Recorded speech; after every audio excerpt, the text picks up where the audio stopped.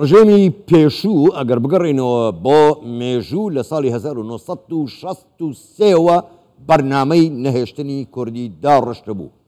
دیارە جگەل لە ڕاگواستنی 5,000 گوند و شار و شارۆچکە یەکەم ئاڵقەی جێنۆسایدی کورد با جێنۆسایدی فەیلەکان لە بەغدا دەستی پێکرد. کوردە فەیلەکانی بەغدا تا ڕادەیەک دەتوانم بڵێم باڵا دەست بوون لە بواری بازرگانی و هەروەها کار و کاسبی لە ناو شاری بەغدادا. حکوومەتی عێراقی یاخو ڕوونتر ڕژێمی سەدام حوسێین بە کەڵک وەرگرتن لە ئەزموونی هێتلەر چی بەرامبەر جووەکان کرد، هەمان شتی بەرامبەر فەیلیەکان کرد و دەستی بەسەر ماڵ و موڵچیاندا گرت و ئەوەی کوژرا و باقیاتیشی لەسەر سنووری ئێران ئاودی و کردن.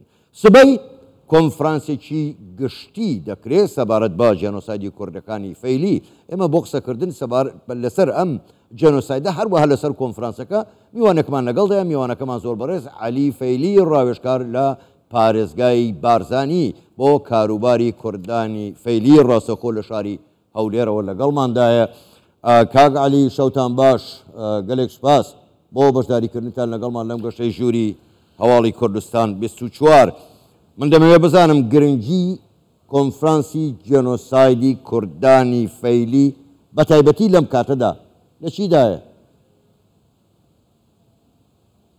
بەڵێ سڵاو کاک حاکم لە جەنابوت لە بینەرانی کەناڵی کوردستان 24. بەڕاستی ئەم کۆنفرانسە بۆ یەکەمین جار کۆنفرانسێکی لەو ئاستە، کۆنفرانسێکی زانستی نێودەوڵەتی بۆ تیش خستنە سەر ئەو تاوانە، تاوانێکی گەورە، تاوانی جینوساید و پاکتاوکردنی کوردە فەیلیەکان کە لە ساڵی 1980 بە تەحدید بە 4 نیسانی 1980 ڕژیمی بەعس دەستی بەسەر بەبەوە داکرد کە نزیکەی 600,000 کوردی فەیلی لە شارەکانی بەغدا و خانەقین و مەندلی و نەفتخانە و شارەبان و جەلەولا و بەدرە و جەسان و کووت و نوعمانیە و عەلی الغەربی دەربکا بەرەو ئێران بەبێ هیچ تاوانێک. تەنها ئەوانە پابەند بوون و ڕوحیەتی نەتەوەیان و لە شۆڕشی ئەیلولیش پەیوەندێکی زۆر بەهێزیان هەبوو لەگەڵ شۆڕش و لەگەڵ سەرکردە بارزانی نەمر ئەو کاتە. و لە لایەکی ترەوەیشە بە حەقیقەت ئەوان شادەماری ئابووری عێراقیان پێکهێنابوو. ئەمجا وەکو تۆڵە سەندنەوەیەک لە کوردە فەیلیەکان ڕژیمی بەعس بەو شێوە دەڕندانە دەست بە جینوسایدی کوردە فەیلیەکانی دەرکرد. زۆر باشە ساڵە ئەو کیشە ئەو تاوانە.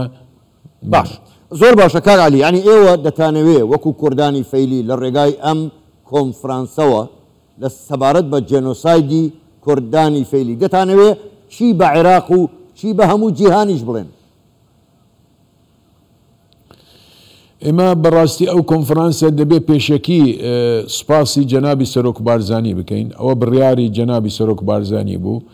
پاشان سپاسی حکوومەتی هەرێمی کوردستان و بەڕێز کاک مەسرور بارزانی بکەین بۆ پیشگیری مادی ئەو کۆنفرانسە، چونکە کۆنفرانسێکی نێودەوڵەتی لەو ئاستە بە حەقیقەت لە توانایی خەڵکی ئاسایی نییە ئەو کۆنفرانسە ببەسترێ. و سپاسی هەر سیزانکۆ کە دەکەین لە ڕووی زانستیەوە کە جیبەجیکاری ئەو کۆنفرانسەنە بە حەقیقەتەوە یەکمین جارەوەکو ئاماژەم پێکرد پاش 43 ساڵ لەو تاوانە بڕێ لە برینەکانی کوردی فەیلی ساڕش دەکرێ بەو کۆنفرانسە و ئەوە سەرەتایە. ئەوە یەکەمین کۆنفرانسە بەڵام ئاخرین کۆنفرانس نابێ و ئاخرین هەنگاویش نابێ بۆ ڕێکخستنەوەی ناوماڵی کوردە فەیلیەکان و گەڕانەوەیان بۆ باوشی کوردایەتی وەکۆی دەڵێ.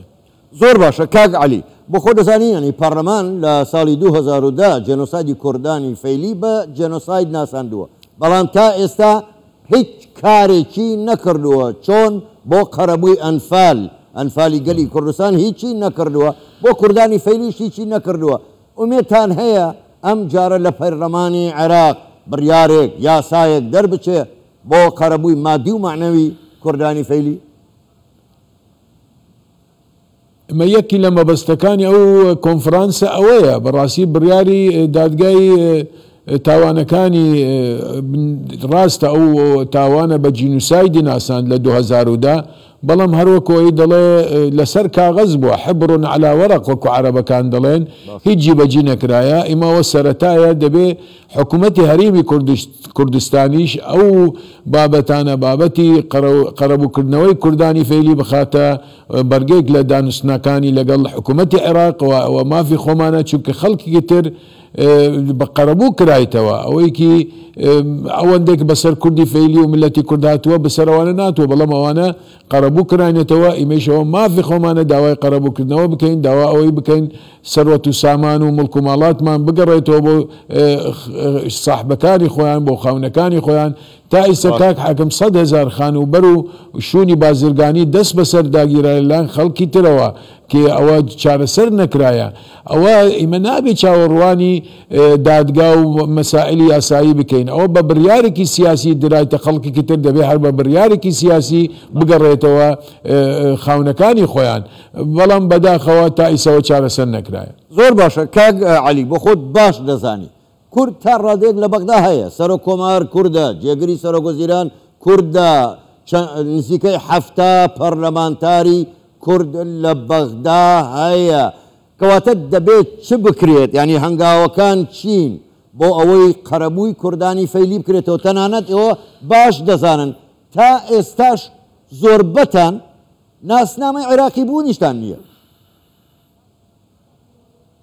ڕاستە کاک حاکم ئێمە دوو بابەت هەیە بابەتێکی هەیە پەیوەندی بە وەزعی عامەوە هەیە بابەتی مەوزوعیە بابەتێکی تریش بابەتی زاتیە پەیوەندی بە کوردانی فەیلی خۆیانەوە هەیە کوردانی فەیلیش دەبێ بەڕاستی ئەو دەرفەتە هەن بکەن ئیسیفادە لەو دەرفەتە بکەن و ناوماڵی خۆیان ڕێک بخەن بە حەقیقەت چونکە خەڵک گلەیمان لێ دەکەن دەڵێ کاکەوە بە خۆتان یەک دەنگ و یەک ڕەنگ نییەن ئەوە تا ڕادێکیش ڕاستە با ئەو بیانیۆش نەمینێ ئێمە ئەوە لەو کۆنفرانسە دەرفەتێکە ئێمە خەڵکێکی بەڕاستی وەکەوەی کە دەڵێ کەسایەتی سیاسی و کۆمەڵایەتی و لە بوارەکانی تر لە کوردانی فەیلی نزیکەی 300 کەس کو دەبنەوە دێن لە جگە لە خەڵکی بیانی لەو کۆنفرانسەوە دەرفەتێکە لە پەراویزی ئەو کۆنفرانسە ئێمە بتوانین هەوڵێکی بدەین لە ئەوانە وەکەوەیکی دەڵێ پەیاممان ڕێک بخەین. زۆر باشە زۆر بەڕێک عەلی فەیلی ڕاوێژکار لە بارگای بارزانی بۆ کاروباری کوردانی فەیلی ڕاستە خۆ لە شاری هەولێرەوە لەگەڵمان بووی گەلێک سوپاس بۆ بەشداریکردنتان لەگەڵمان سوپاس بۆیەوە شەوتان باش.